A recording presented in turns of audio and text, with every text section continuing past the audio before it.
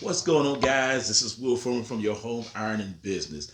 I hope everybody's out there safe, sound, and working on your business. All right, so occasionally I know my videos are rough. I know they are because I just kind of just put them together for those who are interested in, I guess, catching on the ideals how to run a small business or whatnot.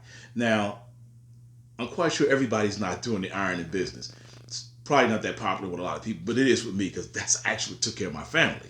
So, what I want to do today, I think to add to the end of this, I just want to go through a few more points. Like occasionally, I'll make like a points video, and I'll make a point to talk about something that I think that'll help you in your small business. Again, I know mine is not the most extravagant videos. I know they're not the most clear or crisp, whatever you want to call it. But I usually comprise a list because I think about this while I'm doing this stuff, and it hits me. So let's move on with this. Okay, one of them is breaking through the ceiling, of success. Now, if you have one customer, you're successful. Don't let nobody tell you you're not. If you have one customer, you are successful. Now, someone will be like, that's just one customer. Well, one customer leads to more and more. And all you could do is just keep doing it over and over again till someone tells someone else, or you find another customer, and then you keep going. You'll get so busy, you'll forget, like, when you down in your dumps or you're tired or you're broke or whatever you look, you'll be like, but wait a minute, I've been doing the business this long. Before this pandemic, I had hustles. I've always had hustles since I was a kid working for Rent a Kid. That's got to tell you something. So you have to break through that ceiling. Even I'm still learning new things as I go through this ceiling of success. My sons are very successful, and they have took like I just know for a fact that what I did as a father helped them. And if it didn't do nothing but put a little thing inside their head to think about something, I did my job. Because I even ask them for advice now, and I love it because they are not the ones that is going to give me advice and go, "Well, Dad," no, they be like, "Nah, Dad, that ain't it." I love people who are just blatant and straight to the point because if you don't break through that ceiling, you'll stay stagnant in the same spot. Joking around, somebody once said, if you still mess around with people selling weed and they ain't moved up to cocaine in 25 years, you ain't shit. But there are people that can prove they can sell, weed at a high volume. So I'm just kidding around. But you have to keep going so you can push through that ceiling of success. You will find it when you're not going nowhere. And then eventually you sit down one day and you'll think of something new to go a little bit further through your ceiling. Okay, right, point one here. All right, so forever I've been doing this business, the Dapper Cloth Care LLC. I think is this one of them? Yeah. So I officially have my T-shirts. Now, this may not be nothing to you, but to me, I love this. I love blue, and that's what color my car is. That's my delivery car, and that's what I use. I never really decided to do T-shirts till now, so it's just a different part of ceiling that I broke through. So now people can see the number. They can call me. I love that. Let's move on to the next point. The next point is know the importance of things. Like, I guess what I mean by that is know the importance of what you're doing. Don't take anything so lightly. Whatever you do is going to be something that leads a little bit more to your success in your business. And what I mean by that is take every moment you have to do what you can to keep making your business grow. Now, if you want to grow it to a certain point, grow it to a certain point and leave it there. But tiny little things you do, like for instance, for me, eventually I have to go out and get hangers. I have places I can go to and ask for used hangers, which always saves me money. The only thing I'm really burning up is my gas to go get it and my tenacity to separate hangers. And that's one of the faults that I love about the dry cleaning businesses. People hate separating used hangers. I don't. They're free hangers, knocks out a certain point. It's a very small thing for me, but it saves me a lot in the long run. There are other little small things you could do, like reading books, and if you can't have read books, then find some audio books to listen to. And don't take everything you see, on YouTube like you're gonna be that person tomorrow. Because sometimes I look at those things, I just like squint at them. They're like, you wanna know how I made $65,000 in one day, and then you could make $1 million every day? Go to this thing, pay me my $69. I be looking like these people just be scamming, and scammers at an all-time high. For me, building a small business is something I always had that would pay my small things like my car insurance or my health insurance. I mean, I've gotten it to the point where it pays for stuff, little taxes. Just that's what you use it for. The other things, you can excel it further than I have. I have no problem with that. But I just get tired of the get rich quick stuff. So don't know the value of the things you're doing, especially your study time, rest time, work time, all that. And I guarantee if you pay attention to it, you will be able to navigate your time way better. Something I just thought about. Let's move on to the next one. Uh, Three, my favorite thing I say of all time is bet on you. I don't care how bad what you lose at, what you fail at, bet on you. Do not bet on anybody else, bet on you. Now that's something that my stepdad used to tell me all the time, like, no matter what you do, bet on you. I'm not gonna bet on everybody else. Now I have bets going other places, but I don't bet on nobody but me. Now what I mean by that is there are some things like the stock market. I'll put some money into it, and it's me putting it in. I'm betting one day I'm gonna win some money for it. Not win, but gain a couple dollars. And I don't even use the stock market as high as I should, but I use it just the way I want. But you have to bet on you.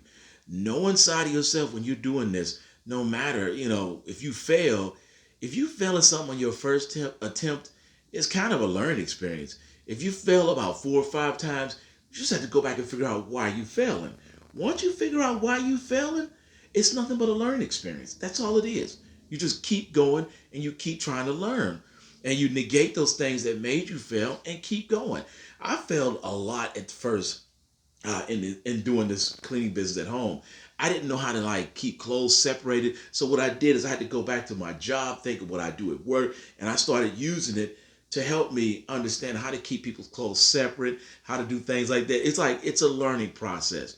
And the only thing you could do is just keep betting on you. And when you're too tired, go to sleep, rest on it, and get up and try it another day. I guarantee you'll feel better the next day. Always bet on you. All right, number 4. Oh, feeding your business or feeding your business as it's like a hobby. Some people, the kids today or the younger people today, think that they can become a YouTube influencer, and they think they're going to get $50 million tomorrow. Now, don't get it twisted. There are some people on YouTube who are making a lot of money. I'm not one of them. And this is a hobby for me. Even the cleaning business is a hobby. And I always treated it as it was a hobby. The reason why it's a hobby is you have to love it. Like, you have to literally love your hobbies. I love making stuff you see back there. That's like one of my hobby shelves right there. I love making stuff, and I love breathing life into stuff. And I use it as a hobby. If it's up to me, keep your job and keep a hobby. Now, one thing I'm disappointed about is school. If school focused on what you were good at, this world would be different. But they're not there for that. They're there to get you ready for the machine out there to work the rest of your life and do nothing. They destroy your creativity, and they take it from you, and they want you to become a cog. Now, as I said this, I learned years later, and this guy had to remind me of this. My buddy Jason just reminded me of this. I told my daughter, go back and get a bullshit job so you have some money on your pot. He said, Will, it's not a bullshit job. It's what you make of it. And I was like, how did I forget that? Any job you have, whatever you're good at, be good at it. I have no problem tipping good waiters or waitresses. I have a problem calling in, telling people they're doing a great job. And me, I love my job. So if you're good at it, be good at it. Now, how do I have degrees and the job I have, I make the money that made the money for me is not the degree job? Go figure. And with the invention of YouTube, good gravy, you could go out there and really make it work if you're on you. I mean, if you go find something, especially it helps enrich yourself. And that's the one thing I like to do. Just keep paying into your hustle and your hobby as it's a hobby, and you'll be fine. And you'll watch it just grow. All right, let's see. That's why I said, keep number 5 is keep your job and hustle your hobby when you're off. One thing I've noticed is people's time, the way they use their time is how you can figure things out. Even when I do stuff, I have this weird way of doing something when I'm not working on my ironing business. Like, for instance, I'll throw my hangers on the floor in front of the TV, and when I'm looking at TV, I'll be separating my hangers at the same times. I'm doing a twofold thing there. See, that means that later on I don't have to do those hangers. I'm not doing anything. Separate the hangers while I'm looking at TV. It's how I do your time. Like, I'm working my beads today. But at the same time I'm working on my beads, I'll be watching TV, working on beads, or looking at YouTube, trying to enrich this thing here. You know what I mean? Just enrich yourself. I mean, books, audio things, learn something new, try it out and get that freaking high off of it. You be like, ooh, I just made a couple dollars off that. That's why I always love my beads. Like, I'm actually excelling at my bead business now. Once I learn how to create these beads, this is gonna be a whole nother level for my beads. It's gonna be a whole nother level because I'll be able to just get the wood when I want to and understand a lot more about it. So what I'm doing is enriching myself and learning more about beads, learning more about the small utensils and machines they use to make the beads, and it's way more than you think. So that's one thing I just love to do. It's just like, you got it. You just got to do it. You have to use your time. Like I said, if you don't use your time wisely, you'll notice you'll never have time. Like the other day, with earlier in this video, you'll see I actually was cleaning up. Like I clean my machines, my wash machine, my dryers, my irons. You do all that. When you get that one day, and you be like, you got to do it. You go at it, and you don't look back.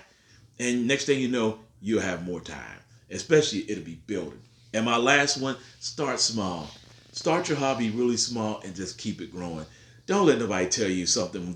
One guy told me once these t-shirts was a dumb idea. He took the t-shirts, he did the idea, made money. I don't listen to people at all. Only listen to me. And for your friends, you almost can't tell certain friends because certain friends get jealous of you. It's just a way of life. You can't tell people you're making or doing something because they think you're bragging to them. And it's unfortunate that some people mindsets will always stay the way they are and they'll never change. I hope this helps someone. To my subscribers, thank you for looking. If there's any other questions you have, like, subscribe, comment, whatever you need to do. And just keep it pushing, man. I believe you can make it. You should better believe you're going to make it. Like I said, adjust your hustle, bet on you, and keep moving, all right? Keep moving. It's always going to be hard. No one says it's going to be easy. And if it gets too easy, you better be careful because something might be happening. All right, guys, I'm out of here. Thanks for checking this video out. I'll probably put some more up like this because I like talking about small business. And I'm about to do something new again. That's why I keep doing new stuff. I'm always surprised. All right, guys. Later.